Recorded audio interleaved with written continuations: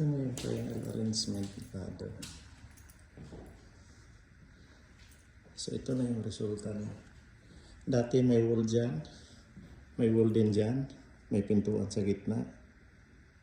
So ngayon ito na yung resulta niya. So, thank you Lord. At least masaya sila. So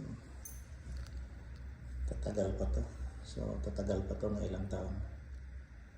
Magre-retiro na lang ako, baka po okay pa to.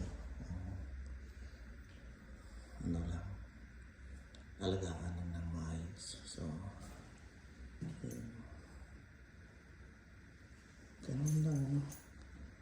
So, thank you Lord. At least masaya sila. So yan.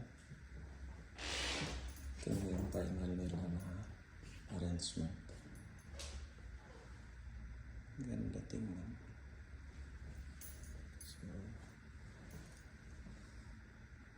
So gusto mo pagawa dyan, PM nyo lang ako para isabi ko rin sa boss ko. So, yan please, thank you. Maraming salamat. So dito pa, hindi nakapokus. Ito ang nagtrabaho nito, pininturahan ng kasama ko.